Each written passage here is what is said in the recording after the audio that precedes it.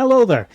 This actually wasn't supposed to be the video that was coming up today, but there's been a slight problem with my upload schedule in that there's no issue with the videos, just for some reason they just got stuck on the processing page and I had to take them all down and start re-uploading, and with my internet speed that meant it was all taking ages. So I've done this quick video here just to keep something going on what is an underappreciated classification of vessel within the Federation or within any civilization that doesn't get the shout out and the love that it needs. So here today, for 2 minutes maybe, it's getting a little bit of love, and that is the humble work bee.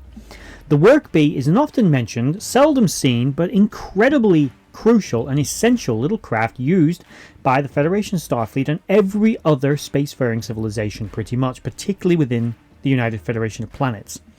What is a work bee, you might be asking, if you've never actually heard of them, because you don't see them very often. They're basically the caterpillars of outer space, and I don't mean the bug, I mean things like the caterpillar diggers and dump trucks and stuff like that. Basically, they're small shuttlecraft-like vehicles, usually one pilot, and they're carried aboard starships, aboard space stations, planetary bases, and they fill a myriad of roles, including, but not remotely limited to, cargo transport, hauling, hull repair, transportation, as well as construction purposes. They're used at Utopia fleet yards to help assemble starships. Most Federation vessels, including the Great Galaxy-class starship as a prime example, carry many of these small craft on board, and what will happen is if the ship's damaged, crew will go out in these little ships, and they have little manipulator arms, sometimes built-in replicators, little tractor emitters. You can get in and out of them, carry components and equipment. They'll magnetize themselves to the hull, and you can basically effect repairs and repair the ship's outer hull from this little craft and get the ship back on its way. These ships are much unloved and unappreciated simply because we don't really see much of them, and without them the Federation would actually crumble.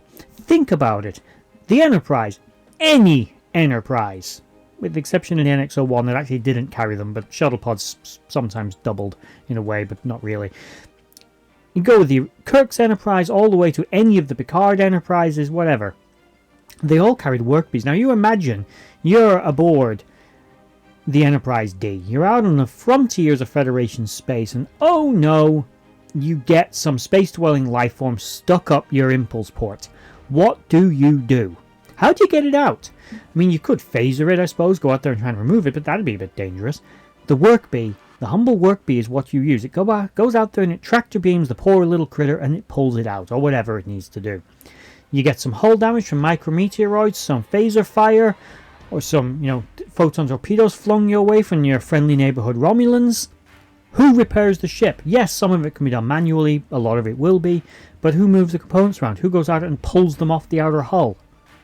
You can use shuttles, of course, but work bees are specialist crafts. They're nowhere near as comfortable as a shuttle. It's why they actually have the almost caterpillar-like color schemes painted in yellows and other colors to indicate that they are in hazardous environments. They're specially shielded, equipped with specialist equipment and materials and training to do the job that they are absolutely vital to the function of the Federation to do.